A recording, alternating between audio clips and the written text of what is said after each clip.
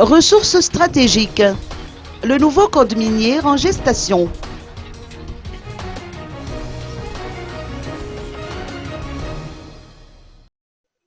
La transparence est de mise en matière de gestion des recettes provenant de l'exploitation des ressources minières de Madagascar. Il faudra également penser à prendre des dispositions relatives à la délivrance de permis miniers. Ce sont les points à relever dans le document élaboré en collaboration entre le ministère auprès de la présidence en charge des ressources stratégiques et la Chambre des mines présidée par Nifand Rakutmalala. Écoutons les propos de ce dernier.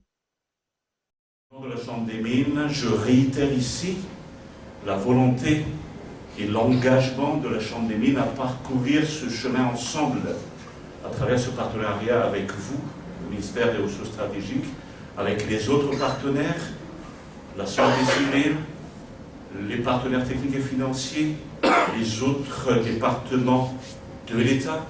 La Chambre des mines est prête et s'engage à parcourir ensemble ce chemin avec vous à travers ce partenariat parce que, comme je l'ai mentionné, il reste effectivement encore du chemin à parcourir malgré les bonnes fondations que nous avons déjà mises en place.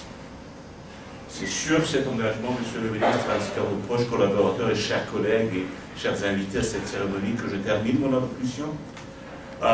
Nous avons convenu, pour terminer, juste pour rappeler que d'organiser d'ici, je dirais, 9-8 mois, une rencontre nationale, internationale à Madagascar, durant laquelle nous ferons le bilan, entre autres, de ce partenariat. Qu'est-ce que nous avons pu accomplir, les défis, les opportunités. Et donc, je pense que nous avons pris ce rendez-vous. Et pour être à ce rendez-vous, bien sûr, il faudra concrétiser ce que nous venons de signer à travers ce protocole. Le ministère de tutelle s'est engagé à coopérer pleinement avec le secteur privé pour l'élaboration de la politique de développement et entrer au domaine minier. C'est ainsi que la Chambre des mines sera consultée dans le cadre de la rédaction du nouveau code minier.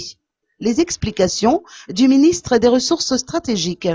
Nous constatons tous aussi le développement des mines artisanales est dérué, même si elles ne sont pas toujours réjouissantes, comme Maïlak a dit, et bien aussi ces derniers jours à Biaville.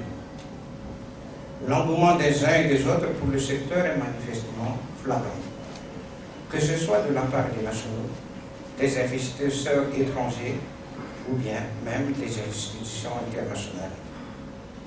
Rien que dans cette semaine, nous en sommes à notre deuxième événement d'envergure, puisque hier, nous étions déjà rassemblés dans le cadre du séminaire sur le développement durable des ressources minérales co-organisé avec le groupe japonais Chutmec.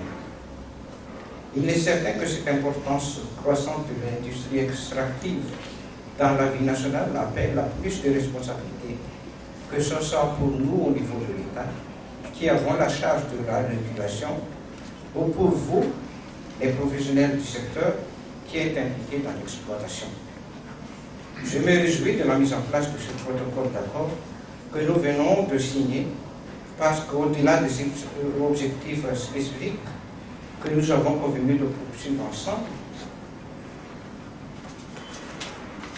il symbolise le partenariat réel public-privé pour assurer conjointement la responsabilité d'un développement harmonieux, durable et mutuellement profitable de l'industrie extractive dans le pays.